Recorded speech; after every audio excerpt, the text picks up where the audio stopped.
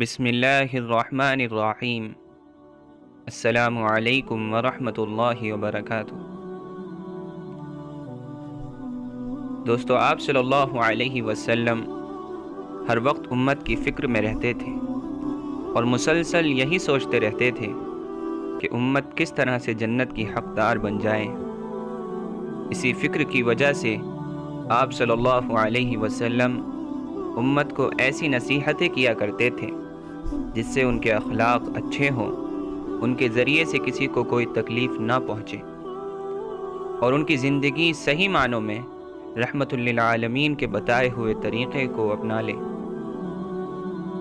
इन्हीं नसीहतों में से एक नसीहत उम्मत को ज़बान के सिलसिले में की है। आप सल्लल्लाहु अलैहि वसल्लम का इरशाद है कि जो शख्स अल्लाह पर और रोज़े क़यामत पर ईमान रखता हो तो उसको चाहिए कि वो अच्छी और भली बात कहें या चुप रहें।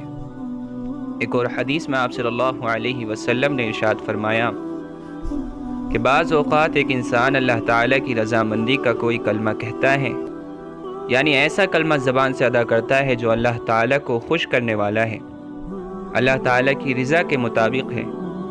लेकिन जिस वक्त वो कलमा ज़बान से अदा करता है उस वक्त उसको इस कलमे की अहमियत का अंदाज़ा नहीं होता और लापरवाही से वो कलमा ज़बान से निकाल देता है, मगर अल्लाह ताला उस कलमे की बदौलत जन्नत में उसके दर्जात बुलंद फरमा देते हैं।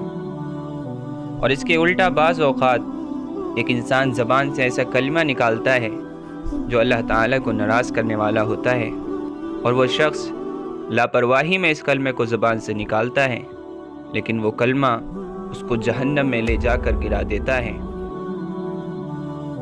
ज़बान अल्लाह ताला की दी हुई एक बहुत बड़ी नेमत है, इसलिए इसकी कदर करनी चाहिए और इसको ऐसे कामों में ही इस्तेमाल करना चाहिए जिससे आखिरत का फ़ायदा हो, सवाब हासिल हो।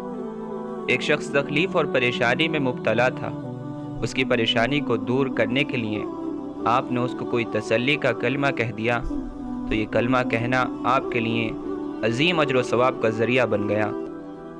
चुनाचे हदीस शरीफ में है, अगर कोई शख्स ऐसी औरत के लिए तसल्ली के कलिमात कहे जिसका बेटा गुम हो गया हो या मर गया हो तो अल्लाह ताला उस तसल्ली देने वाले को जन्नत में निहायत कीमती जोड़े पहनाएगा।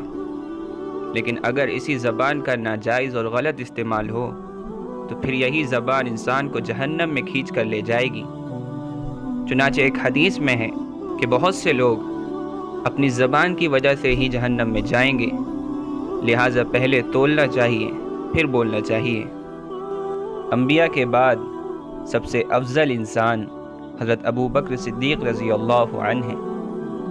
आप उन लोगों में से हैं जिनको दुनिया ही में जन्नत की खुशखबरी दे दी गई थी, लेकिन आपका हाल ये था कि वो एक मर्तबा अपनी ज़बान को पकड़े बैठे थे और उसको मरोड़ रहे थे। लोगों ने पूछा कि ऐसा क्यों कर रहे हैं? उन्होंने जवाब दिया, इस ज़बान ने मुझे बड़ी हलाकतों में डाल दिया है, इसलिए मैं उसको काबू में करना चाहता हूँ।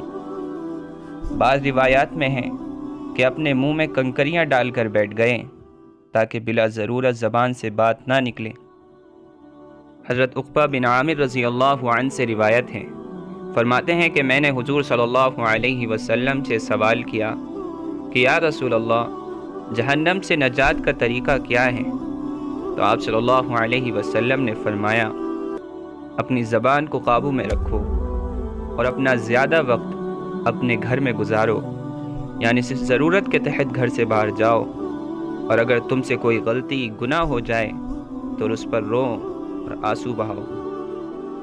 हज़रत अबू सईद खुदरी रज़ी अल्लाहु अन्हु से रिवायत है कि आप सल्लल्लाहु अलैहि वसल्लम ने इरशाद फरमाया कि जब सुबह होती है तो इंसान के जिस्म के अंदर जितने आज़ा हैं वो सब ज़बान से मुखातब होकर ये कहते हैं कि ए ज़ुबान, तू अल्लाह से डरना, इसलिए कि हम तो तेरे ताबे हैं।